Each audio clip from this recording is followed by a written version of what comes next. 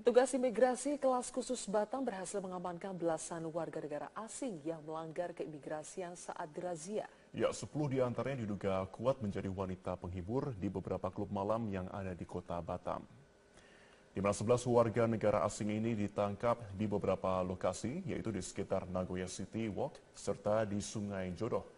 Para WNA yang terjaring razia ini terdiri dari 1 orang laki-laki asal Singapura dan 2 orang perempuan asal Tiongkok serta 8 orang perempuan asal Vietnam.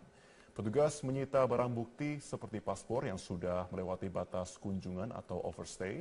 Para perempuan yang ditangkap dari sebuah rumah kos di kawasan hiburan malam membuat petugas menduga mereka juga melakukan praktek prostitusi pada sebuah tempat hiburan malam yang berada di Nagoya, Kota Batam.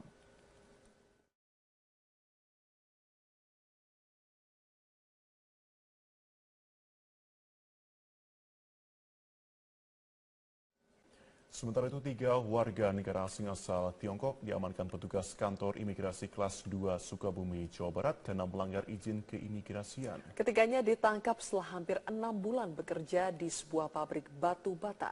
Ketiga WNA, Lin Chin Kui, Lin Hui, Chen Ming Chei, bekerja sebagai operator di pabrik batu bata di Kampung Cipicung. Pihak imigrasi yang mendapatkan laporan warga mengamankan ketiganya karena saat diperiksa tidak dapat menunjukkan dokumen keimigrasian. WNA asal Tiongkok itu datang menggunakan visa kunjungan dan menyalahi izin tinggal dengan bekerja di pabrik. Pihak imigrasi akan terus menyelidiki penemuan WNA ini karena disinyalir masih banyak WNA yang menyalahi keimigrasian. Kita lagi terus menyelidiki, mengawasi kegiatan orang asing, bukan hanya untuk WNA Cina saja. Kita banyak beberapa informasi yang akan kita tindak lanjuti. Ya, pemirsa, banyaknya berita bohong yang kerap mengandung ujaran kebencian atau dikenal dengan istilah hoax kini semakin meresahkan dan membuat sejumlah netizen tergerak untuk peduli dan sadar bahwa hoax perlu dilawan. Karena kita setiap membuka sosial media atau mungkin WhatsApp kita, WhatsApp grup ya, banyak sekali berita-berita yang harus kita saring. Apakah ini memang benar atau tidak? Dan kami akan membahasnya pada sore hari ini bagaimana cara membasmi informasi yang palsu atau yang hoax gitu ya. Kita langsung akan bergabung bersama dengan komunitas masyarakat Indonesia Anti Hoax. Telah hadir melalui sambungan Skype ada Mbak Katarina Widya Serini selaku dari PR and Government Affairs Masyarakat Indonesia Anti Hoax. Selamat sore Mbak Katarina. Selamat sore Zakia. Mbak Katarina ini sampai ada membentuk Masyarakat Indonesia Anti Hoax. Mengapa sampai membentuk ini Mbak? Apa sudah begitu banyaknya atau sudah sebegitu gentingnya sampai harus dibuat komunitas ini Mbak? Iya, memang kalau sebetulnya kita sendiri merasakan ya sebagai warga masyarakat betapa mengerikannya informasi melalui media sosial akhir-akhir ini. Barangkali kalau kita flashback ya, sebetulnya mulai informasi yang tidak jelas kebenarannya, yang bersifat hasut, bersifat fitnah, itu kalau kita lihat memang di maraknya itu ketika pemilu 2014 ya. Pada pemilu 2014 itu memang marak sekali yang namanya berita-berita yang tidak jelas, tidak jelas sumbernya, tadi sudah disebutkan ya. Sumbernya tidak valid, tapi kemudian dipercaya oleh masyarakat, oleh publik. Nah, kemudian pada waktu itu sebetulnya sudah ada upaya-upaya untuk menangkal hoax atau hoax ya bagi masyarakat awam itu dengan kawal pemilu. Beberapa teman-teman netizen sudah berhasil menghalau berita-berita yang bersifat fitnah hasut tersebut di kawal pemilu. Nah, kami pikir pada waktu itu sudah selesailah itu perang hoax atau informasi yang bersifat fitnah. Ternyata tidak, ternyata masih terus berlanjut sampai kemudian menjelang pilkada ini. Nah, kekhawatiran kita semua adalah bahwa kalau ini diterus-teruskan, maka kita bisa bayangkan apa yang terjadi dengan ketentraman atau Jadi rasa apa, damai Mbak yang Katarina, ada di yang dilakukan masyarakat. oleh masyarakat Indonesia anti hoax ini? Ya, justru karena kita takut dengan kehancuran yang bisa terjadi kalau kita tidak melakukan sesuatu, lalu beberapa warga sipil melakukan partisipasi publik. Partisipasi publik tersebut kita membentuk beberapa masyarakat anti hoax. Sebetulnya tidak hanya Mavindo, tapi ada banyak sekali. Tapi Mavindo berdiri sekarang ini terdiri dari beberapa profesi. Ada dari konsultan IT, ada dari artis-artis, ada juga dari konsultan PR, ada juga dari banyak profesi yang lain, ada psikologi sosial juga yang Ya, cara mudahnya bagaimana sih Mbak kegiatan Katarina dalam melawan hoax ini? cara melawannya dengan satu ya, memberikan edukasi kepada publik. Yang kedua, secara IT, teman-teman yang ahli di IT menciptakan beberapa apps untuk mendeteksi apakah informasi yang di media sosial maupun situs-situs ini memang mengandung hoax atau tidak. Baik, itu yang sudah dilakukan. Bagaimana dengan para pengguna media sosial seperti netizen? Cara paling sederhana apa yang bisa dilakukan untuk melawan hoax ini? Ya, mendeteksi berita fitnah, hasut, dan hoax sebetulnya tidak mudah. Tetapi paling tidak kita ingin memberikan edukasi kepada masyarakat. Ketika menerima informasi melalui media sosial, itu kita harus cross-check dulu. Nah, tipsnya adalah berita yang biasanya yang judulnya provokatif itu harus membuat kita sejenak berpikir, benar nggak berita ini. Kemudian yang kedua adalah perhatikan situs webnya.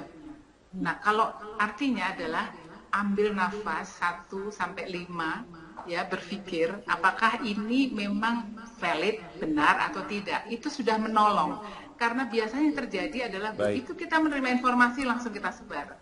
Baik, jadi disaring dulu sebelum di-sharing ya. Disaring, dicek and recheck dan dilihat juga lebih jauh sebelum juga kita mempercaya, apalagi ikut membantu menyebarkannya begitu. Terima Ya, kasih artinya Mbak kecepatan Katarina jempol Widyasri kita ini. harus Mohon kita maaf rem. waktu kita singkat, Mbak Katarina. Nanti kita akan bahas lebih lanjut. Sudah ada pegiat media sosial juga di sini yang sudah hadir.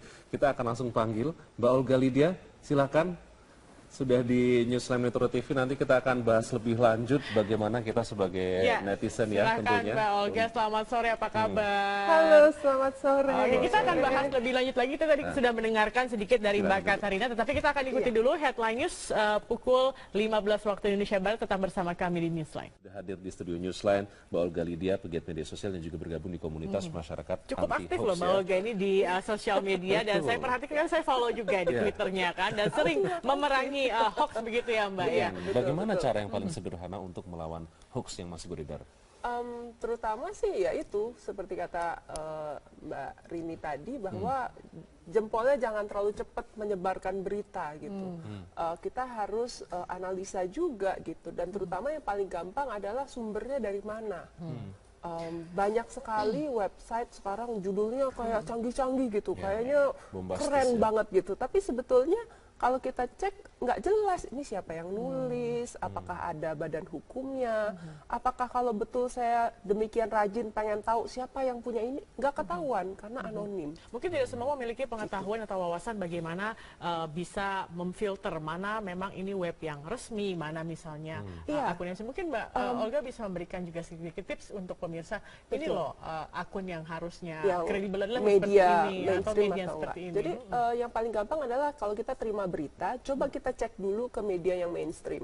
Memang repotnya zaman sekarang ini orang suka yang indie ya. Kalau musik nggak apa-apa, musik indie gitu ya.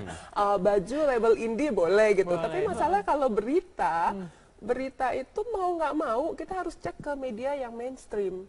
Mainstream itu ya yang kita jelas kredibel, kantornya ada. Kalau kita mau ketemu sama redaksi sekarang nih, kita bisa ketemu, oh orangnya si ini yang nulis berita Jelas gitu. semuanya. Jelas Jawabnya gitu. jelas ya. Mau nggak mau kita harus cek ke sana. Gitu. Itu yang paling gampang gitu. Nah kemudian kalau kita lihat website yang kita jadikan acuan ini ternyata sering banget ngawur, ya sudah lupakan saja. Kalau perlu dilaporkan. Kalau misalnya isinya tuh kalau ngawurnya tidak membahayakan, oke. Tapi kalau isinya fitnah, terus kemudian menyebarkan kebencian, bikin kita baca jadi panas gitu ya. Sudah pernah melaporkan beberapa website ataupun Sejauh juga ini sih media terus yang- terang belum, tapi beberapa media memang sudah saya nggak baca gitu. Beberapa media memang saya udah nggak akan, begitu ada yang ngirim lewat ini terus saya lihat judulnya itu udah aneh banget, saya pasti di grup-grup saya akan bilang coba cek dulu, lihat di mainstream. Jadi lebih kepada edukasi itu sangat penting gitu. Ini kan butuh Edukasi sangat penting. situs hoax ini tidak hanya 1-2, Mbak Olga. Ada Banyak, bahkan sudah ada sampai 800.000 yang sudah masuk di 800.000. Butuh peran dari siapa saja sih? Karena kalau kita sebagai warga tentunya 1-2 orang tidak bisa melawan ribuan hoax ini tentunya. Oh, makanya jangan 1-2 orang. Iya. Harus semua rame-rame. Ya semua pengguna sosial media itu harus melek gitu terhadap bahwa berita-berita ini, oh ini nggak perlu di-share. Nggak perlu saya post di sosial media saya, di Facebook, di Instagram, di Twitter. Jangan. Kalau perlu, bikin klarifikasi. Seperti saya juga melakukan klarifikasi di Twitter saya mengenai 10 juta pekerja tenaga asing di Indonesia. Bayangkan tuh 10 juta orang banyak sekali. Naik berapa banyak pesawat dia ke Indonesia. Dengan logika saja nggak masuk ya. Iya, gitu kan maksudnya ya gimana gitu. Kita harus pertama pakai logika kita juga. Kalau kita misalnya ngerasa kita nggak paham, kita cek apa benar nih mainstream ada. Kalau tenaga kerja ilegal kan memang di semua negara ada. Tenaga kerja Indonesia aja ada yang ilegal di luar negeri gitu. Tapi jumlahnya ya pastinya selalu kecil lah. nggak Artinya mungkin cek and besar dicek gitu. dan cross check kembali mengenai informasi yang didapatkan Betul. begitu ya Mbak Olga, Dan ya? terutama yang paling gampang adalah sumbernya harus kredibel. Kemudian kedua ya mau nggak mau kita harus cek ke mainstream. Baik, Oke, baik. dan- Kemudian juga ini ada acara juga ya kalau Hari tidak salah Minggu. hari Minggu. Tadi Mbak Turn Olga bilang. Back Tuh. Hoax. Turn Ya. back hoax. Jadi kita akan mendeklarasikan masyarakat anti hoax.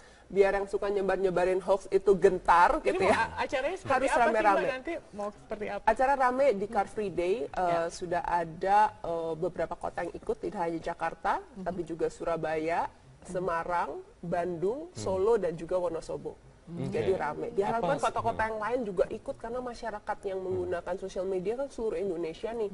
Iya. Gitu. Jadi Semangatnya semua apa yang ikut. akan dibangun dari acara Turn Back Hoax ini? Kita nggak mau ketipu lagi. Nggak mau ketemu lagi. Stop ketipu berita-berita hoax. Kita malah akan melawan. Jadi kalau selama ini saya mungkin belum rajin melaporkan, mulai sekarang hati-hati ya menyebarkan berita hoax ke saya laporkan. Oke. Karena gampang banget. Kalau Ya. dulu kan kita agak bingung lapor kemana, kita periksa-periksa sendiri gitu. Misalnya sebenarnya aplikasi seperti Google itu kita bisa lihat, misalnya ada foto gurita raksasa terdampar di mana, itu kita bisa cari gitu ya.